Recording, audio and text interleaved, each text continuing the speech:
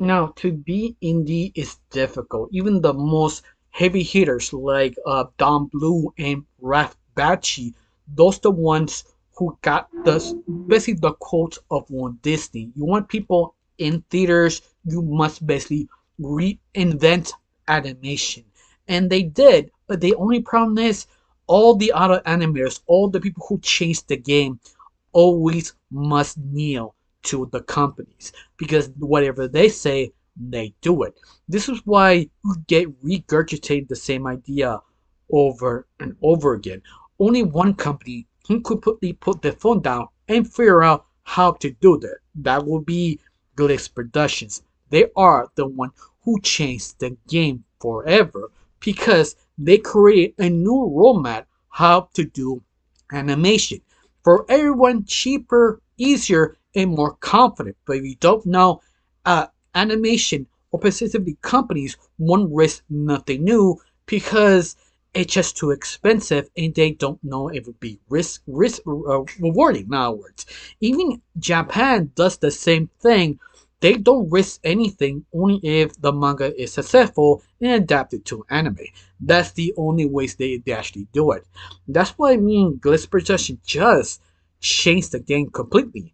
And let me explain that on this video. Before I get started, my name is Rachel. I like to talk about animation, not just animation, to reviews, first impressions, cartoon theories, and sometimes, if I have some spare time, cartoon breaking news. Of course, you like how it's going, you like to help my channel, put a like, comment, and subscribe. That's the only thing you need to do. If not, that's cool. If you do, thank you, because of you, I'm getting close to my main goal of 2,000 subscribers every single day. Thanks to people who like, comment, and share. Thank you. Now, let's get started with the video. How Glitz Productions changed the animated game, basically forever. Now, let's get started. Now, Digital Circus basically kind of changed the game of animation. That's what basically heard online. Some people are kind of talking about it, but they truly don't understand how much Digital Circus quietly made a roadmap how to do animation without all the major problems. If you don't know, when you create a cartoon, you go to the big boys like Cartoon Network, Disney, or Netflix, or Amazon, but they're the one who owns your baby. They're the ones who say yes or no. They're the ones saying, oh, that's a great idea, great story, change it, we don't like it, it doesn't make money. Because they have all this data saying they like, let's say, 12-year-olds, 16-year-olds, not a 30-year-old man or 45-year-old woman who will watch that. That doesn't make sense. Change it, make it more younger, make it more dumber, don't make it smart, and etc. Because they want to sell toys and merch, and that's why it works. But that's the thing. Every time you create a new project, they keep saying the same thing. Even Walt Disney himself, when he made Snow White, that he has to kneel in the business company, specifically the banks who loan him the money to make the Snow White. Because the whole point of that project is to prove animation is for anyone. Animation will grab your attention, but even that kind of screwed him over completely because now he's known to be the family friendly Disney, that he cannot really get out of that hole. So he always was sort of corrupted to never be creative. He stuck to that sort of area. Even that, he was actually quoted that he always wanted to make something like the Mockingbird or Killing the Mockingbird. Especially a book became a movie. It's all about this guy who got condemned about this small town because of his color. That he was sort of black, but the only problem he never did the crime. And this lawyer trying to explain to all the adults he is the wrong man. But he talked to them as little kids to understand the scenario you put this man in.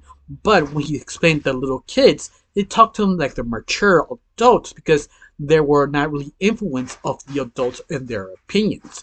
That's when Walt Disney wanted to make something that interesting, that unique. He can see it, but he never could do it because he's stuck in sort of the system.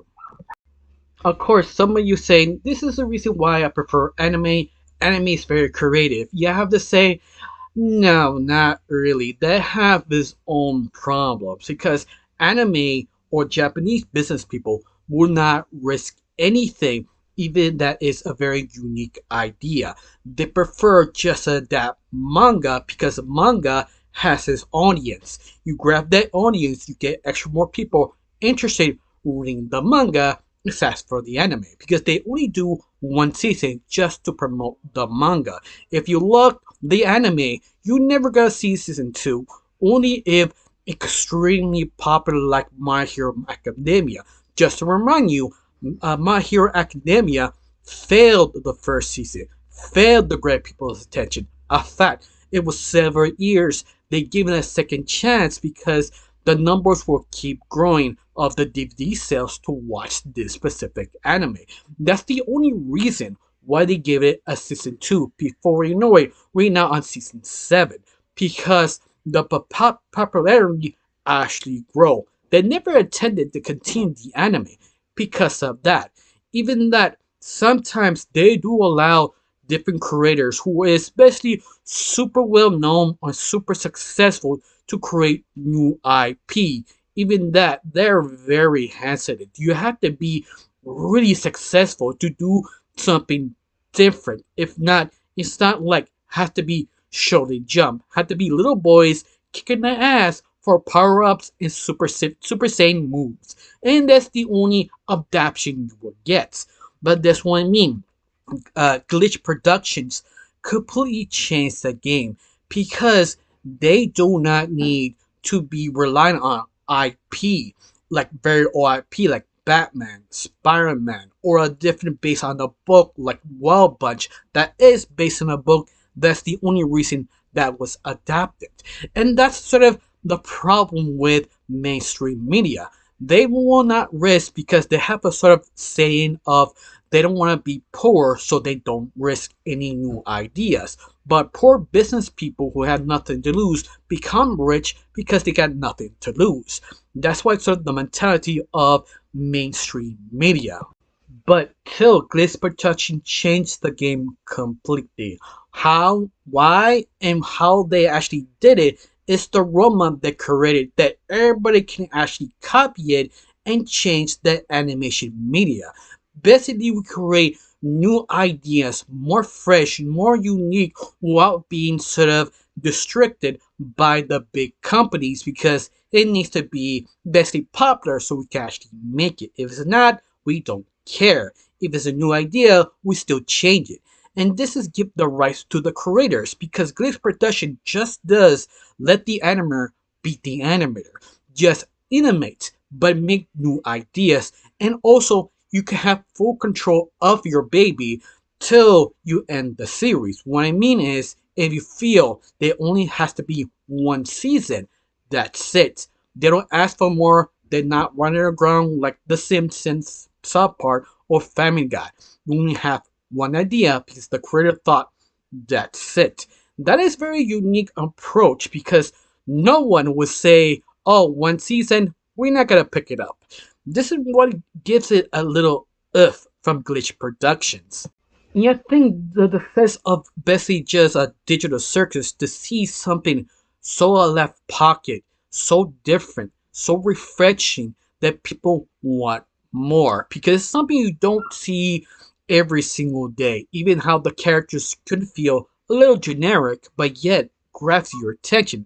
Because of this popularity, also because this is indie, it takes its time to develop each single episode. It becomes a sort of thinking what the next episode will actually come out and what changes of the character could do. Cartoons, they're not allowed to do that. I mean, there's some, yes, like Gravity Falls, but Gravity Falls took their time in building up the lore to grab people's attention. Even that, the creator of Gravity Falls tell online on Twitter/X is the headache they has to work with, the things he need to put in, but Disney won't allow him. Once again, it was almost a miracle that he did not change almost everything. The fact they can easily say, "Oh, we want it, but we don't want you.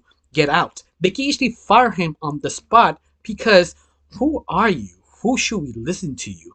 And yet they allow him to be creative and actually do the myth and lore of Gravity Falls, this one became a banger. And that's the formula that Glitch Productions or Digital Circus work.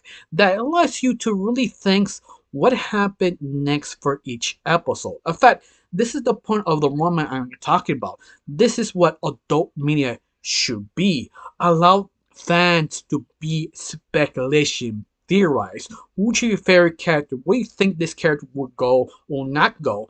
And that sort of conversation allow other people to come in to hear them asking what you talk about. What is this show? And that's just so interesting because it took them so long to make an episode. Allow them to breathe in between, keep asking stories, who is what is who, and just speculate. And that has a lot of free promotion because every time they do a next episode, it blows up even bigger because people are interested. People want to know what's gonna happen next. On top of everything else, they do something so unique that even Walt Disney completely failed. That Walt Disney himself, the old man, didn't understand business. In fact, it was his brother who understands how to sell Mickey Mouse and Walt Disney merch. Because of him, Walt Disney Company grew so big. Because Walt Disney himself, he has no businesses. This is now the reason why if you go to school of animation, they always ask you teach you about business. It's one of the classes you need to take to fully grasp what to do next. That's why Glitch Productions is very successful because when it blew up, any other animator, like for example, DC Pop, would sell the IP to a major company, trapping themselves in their own company, saying, who are you? Do we need you? No, we have everything here, so bye bye. We just hired someone who has more experience. And that actually had happened before, like Johnny Bravo.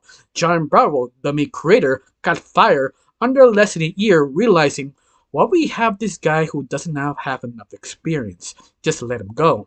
And they did. Luckily for him, he got rehired after the final season. But once more, that's to show you you do not have control. But this is the reason why Glee Production kind of show you the roadmap.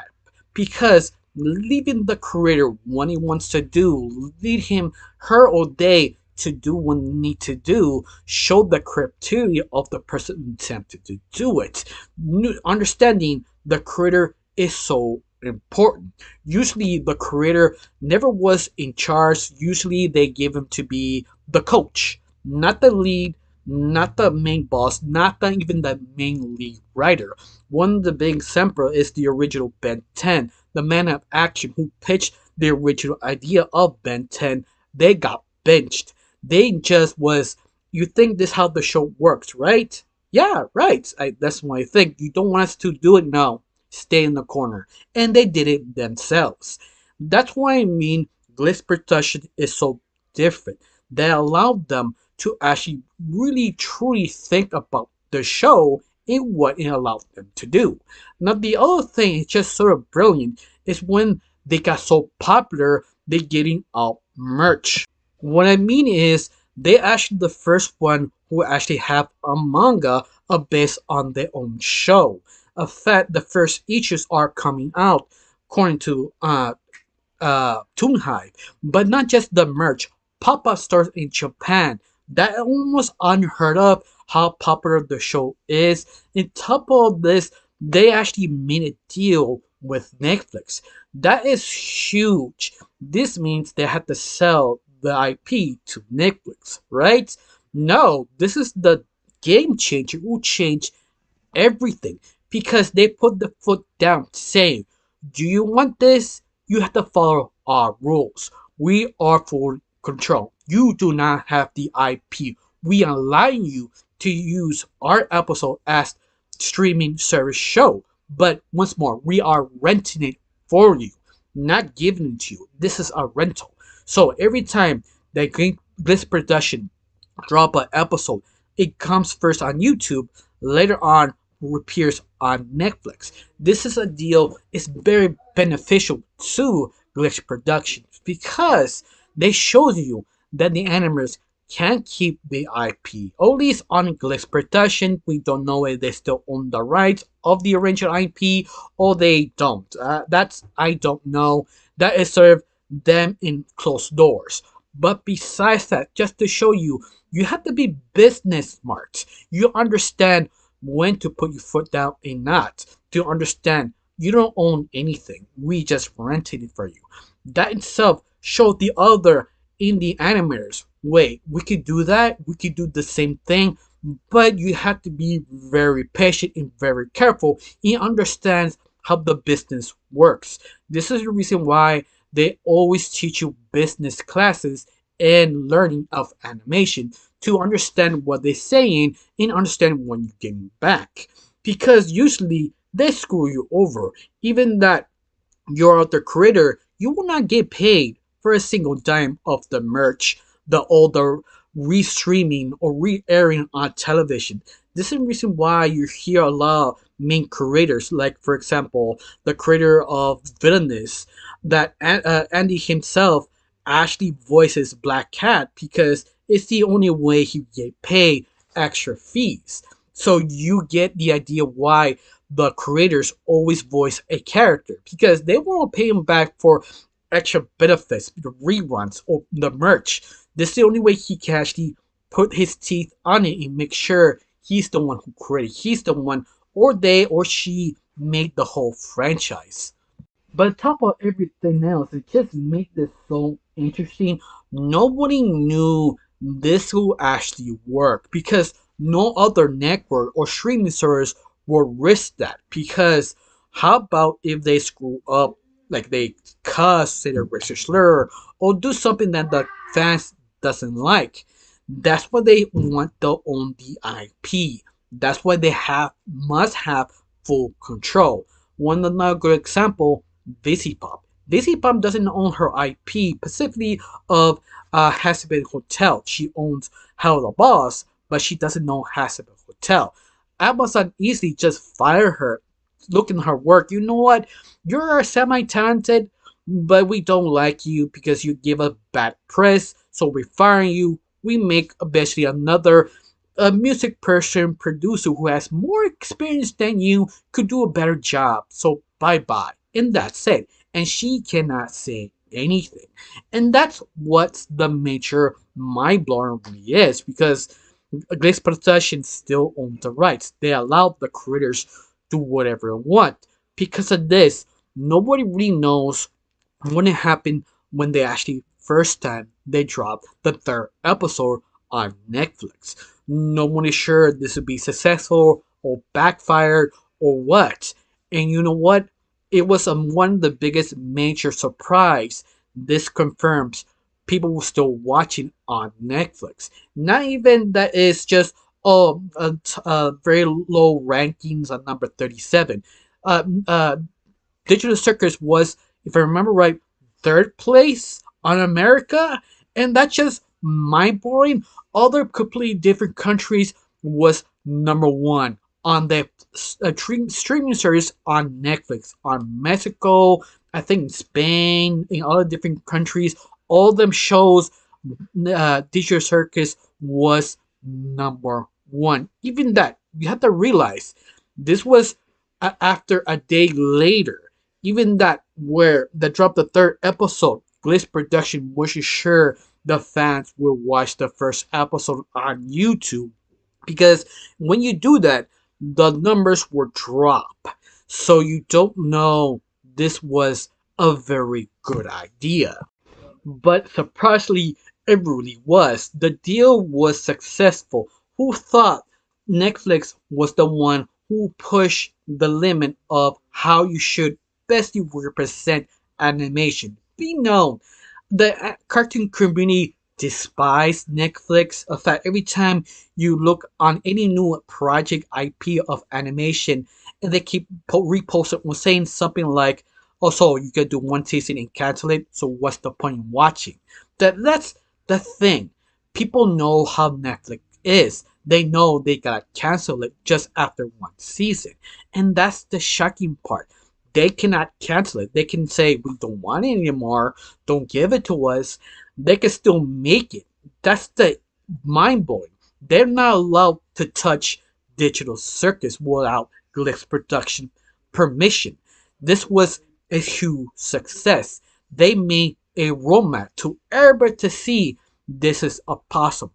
Of course, the running up part is no one will copy it till the second, third successful digital circuit, not digital, Glitch production IPs blows up again because they could probably do another deal with Netflix or Amazon or Apple, premiering the first episode on YouTube and drop it again. After they did two more times showing this is successful, all the other streaming servers or other companies will try to follow the roadmap. They will go the indie scene watching every single indie pilot, telling them we like your show, let us at least give you a rental. Let us rent the show for you. Because when they rent the first several episodes, that means they do not risk anything. They're pleasing the fans. They also giving money to the creator, to their own pocket, so they can keep making the same episodes or new, better project that is super experimental. That is almost unheard of. Every other indie creator or just well-known animation legend like Don Bloom or Danny Inuuchi, the creator of Ed and Eddie, and also if you don't know who Don Bloom is, the guy who created Five Foot Go West and All Dogs Go in Heaven. Those two, they actually have so much experience, but even they say you have to kneel to the companies. Even that they go with the old phrasing, let the animators be the animators. Let us animate animation because we recycle the same thing. We don't actually have nothing interesting to show of fans of animation or make new fans who want to watch your show. This is the reason why Eddie Eddie was a successful show. It was innovative. It was different. It would use the same quote of Walt Disney. If you want people going to theaters, you have to innovate, not repeat, do the same thing, do something so different, but yet kind of similar, but they give it a completely different paint. It will actually be successful. This is why Glitch production blew up, specifically of Digital Circuits. This is the reason why Murder Drones was successful because they let the animators be the animators. They created a roadmap. They got rewarded. They asked to make a pop-up store in Japan. They did not do it themselves. They have to wait till the other companies tap on the shoulder and say, we want to make a deal. We want to have merch or we want to make music. We give you our part. Let's sell your music. And they have full control. They're not allowed to say anything. And that's what is huge about it.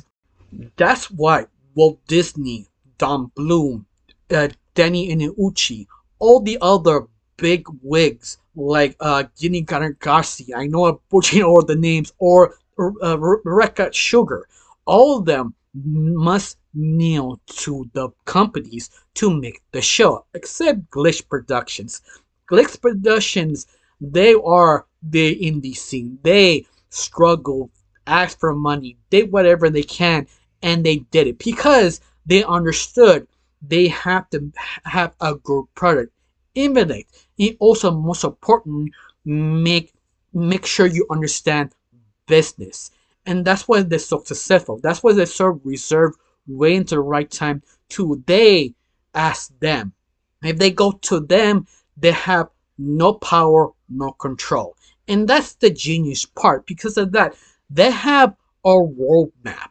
You just follow what they did and make sure you have full control. They would say, oh, we want the IP. This is not like a rental thing. You put your foot down. You say, okay, I'm fine. I still have the YouTube. They cannot get rid of me on YouTube, so bye-bye. And that's the interesting part. This is the reason why Glitch production is so different. They quite literally remade or reinvent the indie animation news of mainstream. Just one question: the next IP they are gonna make could be the next big hit, or whatever other indie project will be using the same formula as Digital Circus. And that's interesting because you could compare to Hanna-Barbera. They went independent, but they kind of still nailed to the companies who bought their shows to put it on the television, like Scooby Doo, uh, Yogi Bear, Hong Kong Phooey. All of them were restricted to be little kids, for little kids. Sometimes they attempted to make it adult, but none of the companies want that because to them, no adult won't watch adult cartoons. Even that they have proof they won't do it. That's what's so mind blowing. Their Glitch Productions just changed the game. Even Hanna-Barbera could not break the mold. Just Glitch Productions. Then hopefully that will help out a lot of animators to know what to do, what to say, and hopefully get what they needed to continue doing the project to a certain point. They say after three seasons, that's it, because their choice, not the company's. But I don't know you. Do you think this is the new age of animation? They Glitch Productions reinvent animation. Tell me down below. Let me know. And yes, the next couple of years of adult animation will be completely different. Thanks for Glitch Productions. Now, I got nothing else to say. Just thank you for watching. Don't forget to subscribe and have a wonderful day.